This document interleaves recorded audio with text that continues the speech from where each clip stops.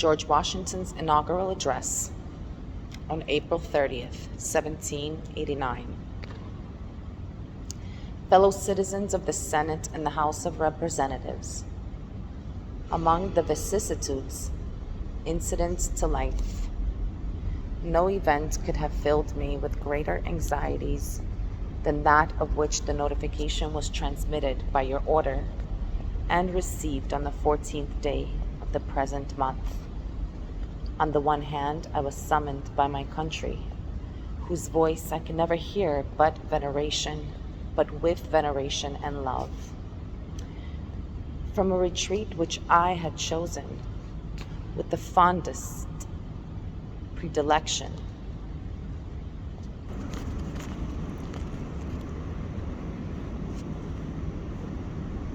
and in my flattering hopes, with an immutable decision as the asylum of my declining years, a retreat which was rendered every day more necessary, as well as more dear to me by the addition of habit to inclination, and of the frequent interruptions in my health to the gradual waste committed on it by time. On the other hand, the magnitude and difficulty of the trust to which the voice of my country called me, being sufficient to awaken in the wisest and most experienced of her citizens a distrustful scrutiny into his qualifications, could not but overwhelm with despondence one who inherited inferior endowment from nature and unpracticed in the duties of civil administration, ought to be peculiarly conscious of his own deficiencies.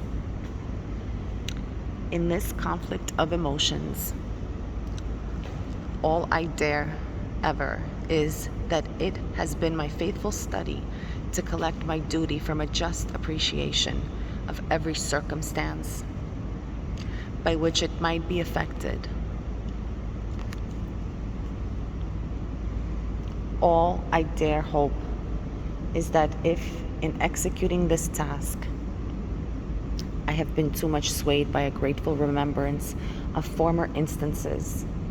or by an affectionate sensibility to this transcendent proof of the confidence of my fellow citizens, and have thence too little consulted my incapacity as well as disinclination for the weighty and untried cares before me, my error will be palliated by the motives which misled me, and its consequences be judged by my country, with some share of the partiality in which they originated. Such being the impressions under which I have an obedience to the public summons,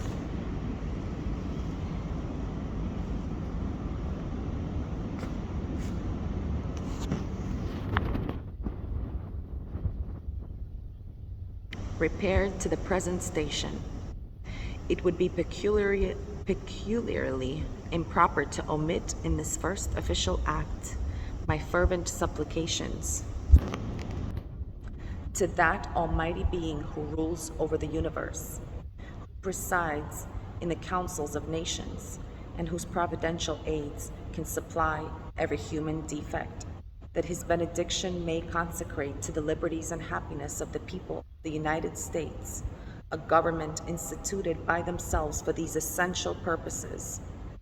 and may enable every instrument employed in its administration to execute with success the functions allotted to this charge.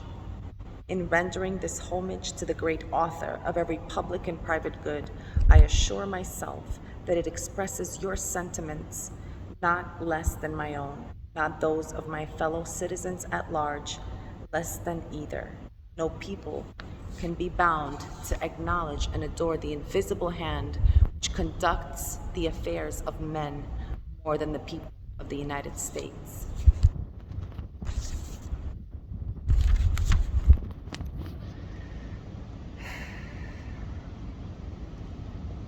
every step by which they have advanced to the character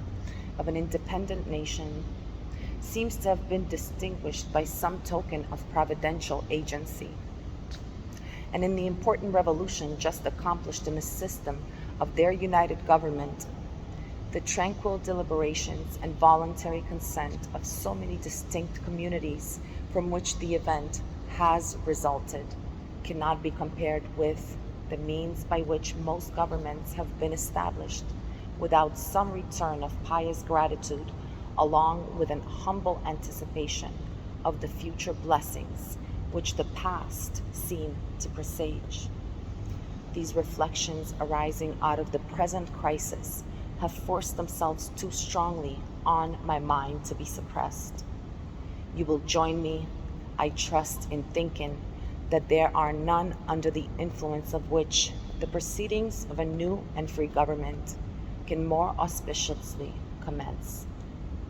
By the article establishing the executive department, it is made the duty of the President to recommend to your consideration such measures as he shall judge necessary and expedient. The circumstances under which I now meet you will acquit me from entering into that subject farther than to refer to the great constitutional charter under which you are assembled, and which, in defining your powers, designates the objects to which your attention is to be given. It will be more consistent with those circumstances and far more congenial with the feelings which actuate me to substitute in and the patriotism which adorn the characters selected to devise and adopt them. In these honorable qualifications I behold the surest pledges that as on one side no local prejudices or attachments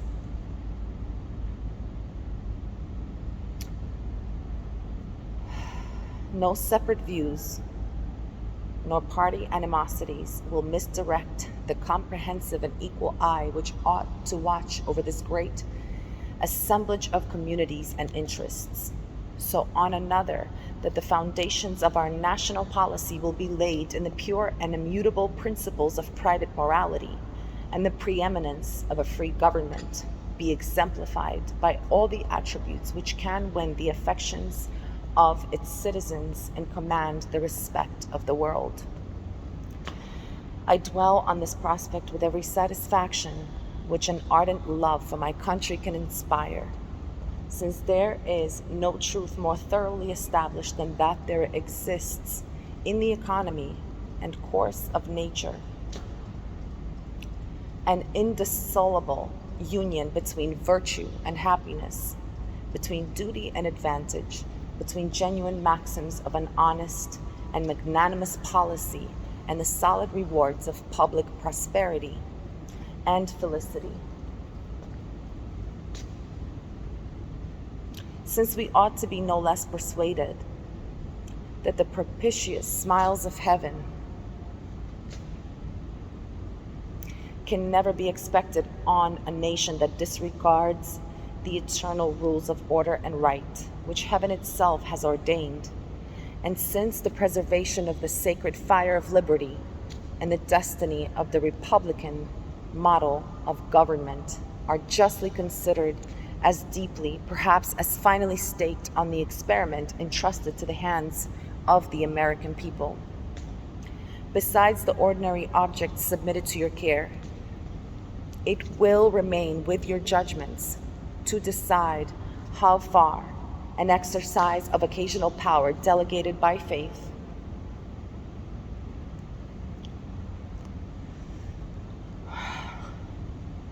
delegated by the 5th article of the Constitution is rendered expedient at the present juncture by the nature of objections which have been urged against the system, or by the degree of inquietude which has given birth to them. Instead of undertaking particular recommendations on this subject, in which I could be guided by no lights derived from official opportunities, I shall again give way to my entire confidence in your discernment and pursuit of the public good. For I assure myself that whilst you carefully avoid every alteration which might endanger the benefits of an united and effective government, of which ought to await the future lessons of experience, a reverence for the characteristic rights of free men, and a regard for the public harmony will sufficiently influence your deliberations on the question how far the former can be more impregnably fortified.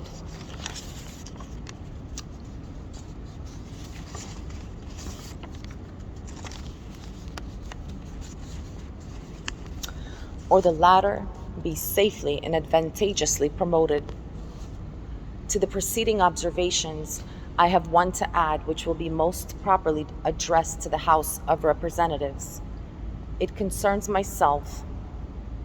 and will therefore be as brief as possible. When I was first honored with a call into the service of my country, then on the eve of an artist's struggle of its liberties, the light in which I contemplated my duty required that I should renounce every pecuniary compensation. From this resolution I have in no instance departed, and being still under the impressions which produced it, I must decline as inapplicable to myself, any share in the personal emoluments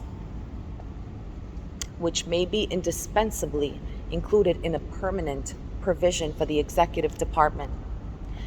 and must accordingly pray that the pecuniary estimates for the station in which I am placed may during my continuance in it be limited to such actual expenditures as the public good may be thought to require. Having thus imparted to you my sentiments, as they have been awakened by the occasion which brings us together, I shall take my present leave, but not without resorting one more to the benign parent of the human race, in humble supplication that since he has been pleased to favor the American people with opportunities for deliberating in perfect tranquility and dispositions for deciding with unparalleled unanimity on a form of government for the security of their union and the advancement of their happiness, so this divine blessing may be equally conspicuous in the enlarged view, the temperate consultations, and the wise measures on which the success of this government must depend. Signed by George Washington. This transcription was taken from the original document in the records of the U.S. Senate Record Group 46 in the National Archives.